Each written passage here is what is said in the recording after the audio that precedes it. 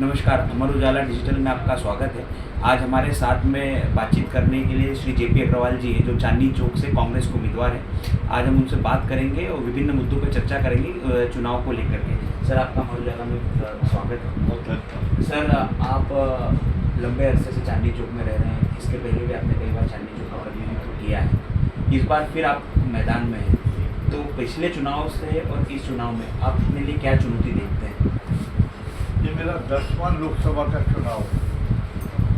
मैं 5 बार सांसद रहा, राज्यसभा लोकसभा में रहा। तो मैं एक राजनीतिक परिवार से ताल्लुक़ रखता हूँ और जहाँ पैदा हुआ चांदनी चौक पे आज भी मेरा वोटर आई कार्ड नहीं था। तो मैं उन लोगों के चेहरे और उनके रोज़मर्रा के व्यवहार के साथ दिल से जुड़ा हुआ। सर, इस बार चांदनी चौक में भाजपा की तरफ से श्री प्रवीण खंडेलवाल उम्मीदवार हैं। आप कितनी चुनौती उनके लिए अपने लिए मान रहे हैं? लगातार वो व्यापारियों से मिल रहे हैं। उन्होंने कुछ व्यापारियों को वादे भी किए हैं कि अमेजन, फ्लिपकार्ट जैसी जो कंपनियां हैं उनका मैं सीधे तौर पर व्यापारिक क्षेत्र में घुसने से रोकूंगा, उनको व्यापारिक में फ़ायदा कराऊंगा। इस तरीके से वो प्रलोभन दे रहे हैं अपने चुनाव प्रचार में। ये कैसे आप देखते हैं? पहली बात तो ये, मेरा जाति किसी व्यक्ति से कोई मतलब नहीं।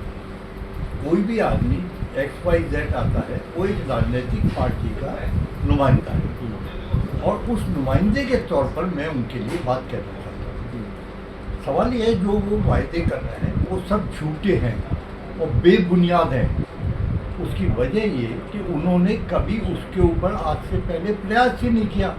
उनकी सरकार होते हुए अगर वो कामयाब नहीं हो रहे उन मुद्दों पे, तो आगे हो जाएंगे, इसकी क्या गारंटी है? इसका मतलब वो लोगों से झूठ बोल रहे हैं। और मुझे लगता है राजनीति में झूठ का स्तर बहुत गिरा हुआ होता है, वो कभी नहीं बोलना चाहिए। आप किसी काम को प्रॉमिस करें अगर आप उसे करा सकते हो या आपका कोई इतिहास रहा हो वैसा।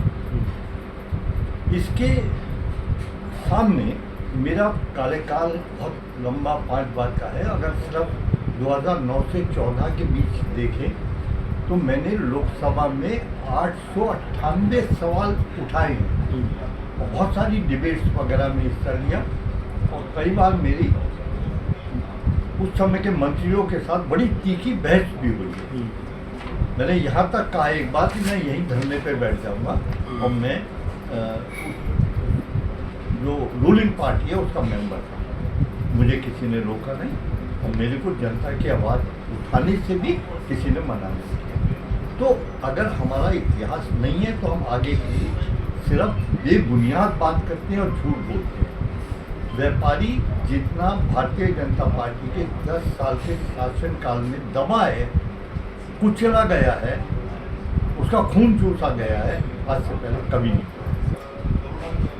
दूसरा, पिछले 10 साल में 7 लोकसभा के मेंबर थे रूलिंग पार्टी के।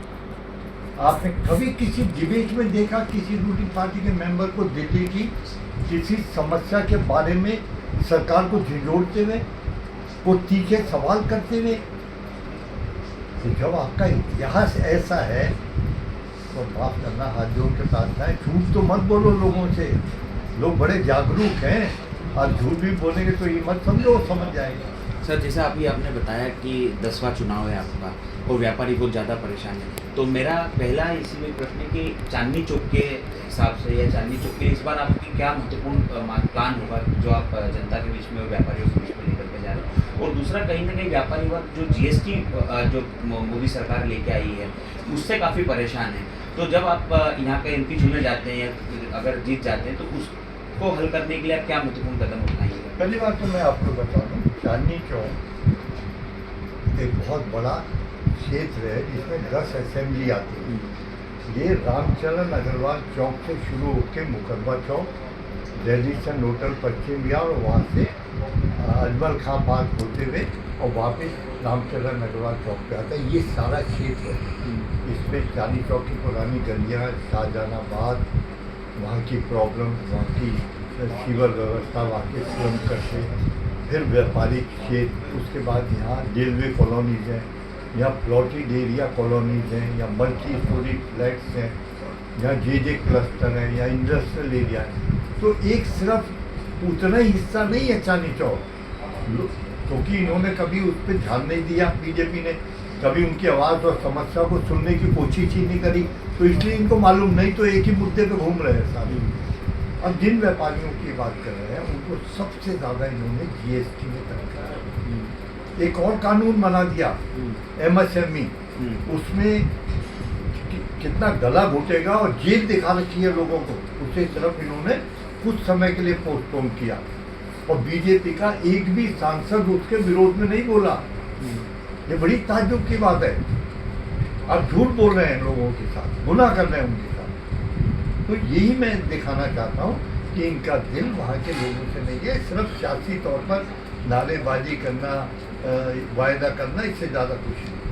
सर इस बार चूंकि आम आदमी पार्टी और कांग्रेस का दिल्ली में गठबंधन है और आप साझा उम्मीदवार हैं इंडिया गठबंधन के, तो पिछली बार की तुलना में ये लड़ाई को आप कैसे देखते हैं, और क्या दूसरी अन्य पार्टी जिनके साथ आपका गठबंधन है, किस तरीके से आप इनको मिल करके प्रचार कर रहे हैं, कितना सहयोग आपको अन्य दलों का मिल रहा है? बहुत अच्छा सहयोग मिल रहा है, और दिल्ली में आम आदमी पार्टी और कांग्रेस मिलकर चुनाव लड़ेंगे, और दोनों में बड़ा अच्छा कोऑर्डिनेशन है, लेकिन ये बना क्यों इंडिया गठबंधन? वो इसलिए बना कि लोकतंत्र की परिपाटी को छोड़कर, जिसमें बुनियादी रोटी, कपड़ा, मकान, रोजगार, हेल्थ व्यवस्था, एजुकेशन और चीज़ आती थी, इन्होंने डंडा हाथ में ले लिया चुनी हुई सरकारों को तोड़ने के लिए। उनके विधायकों को खरीदना, सरकारों को तोड़ना, मुख्यमंत्री बदलना, अपने मतलब के लोगों को बनाना, मुख्यमंत्रियों को जेल में भेजना। तो ये तानाशाही रवैया किसी को बर्दाश्त नहीं है, इसलिए हिंदुस्तान की सारी पार्टियां इसके खिलाफ विद्रोह में एक संगठन बना, जिसे इसका नाम दिया गया, और सब साथ। सर अभी दिल्ली के जो मुख्यमंत्री अरविंद केजरीवाल जिन दिनों जेल में है, आम आदमी पार्टी इसको काफ़ी मुद्दा बना रही, कांग्रेस और अन्य दलों ने, इंडिया गठबंधन के लोगों ने भी इसको सपोर्ट किया है। कहीं ना कहीं आम आदमी पार्टी इसी मुद्दे को लेकर के चुनावी मैदान में आप कैसा देखते हैं, मतलब कि चुने हुए मुख्यमंत्री को जेल में रखना और चुनाव के दौरान, चुनाव से ठीक पहले इस तरीके का एक्शन लेना केंद्र सरकार के द्वारा, तो इसको आप कैसा देखते हैं? 100% गलत है, 100%। ये लोकतंत्र का सबसे गिरा हुआ स्तर है किसी भी सरकार का। आपने रोजगार पे काम नहीं करा, आपने महंगाई को कंट्रोल करने के लिए काम नहीं करा, आपने सरकारी नौकरियां खत्म कर दी, आपने संस्थान बेच दी, आपने छोटे उद्योगों की तरफ कोई ध्यान नहीं दिया, तो आप किसके लिए काम करें? आप किसान 1 साल परेशान रहा, 700 आदमी मर गए उसके अंदर, आपने उनकी तरफ कोई ध्यान नहीं दिया।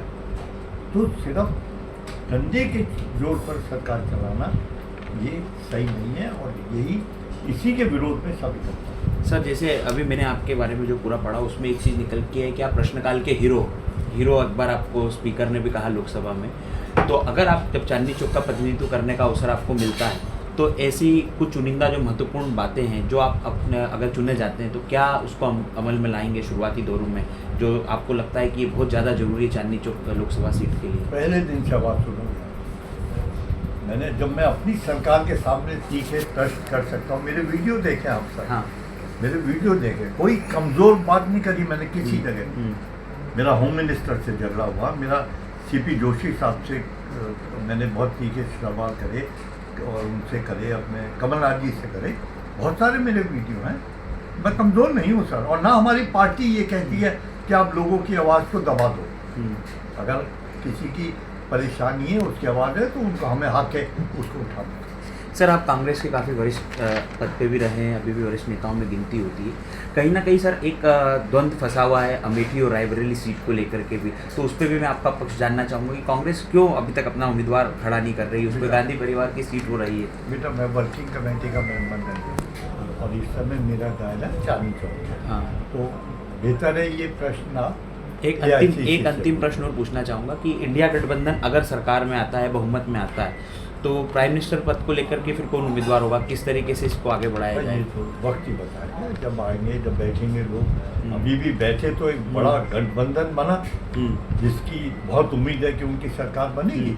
जब बनेगी तो फिर बैठेंगे और फिर तय करेंगे। अमर उजाला से बात करने के लिए बहुत बहुत धन्यवाद। Thank you. अगर आप ये वीडियो YouTube पर देख रहे हैं तो हमारे चैनल को सब्सक्राइब करें और बेल आइकन को दबाना ना भूलें। अगर आप Facebook पर ये वीडियो देख रहे हैं तो हमारे पेज को लाइक करें।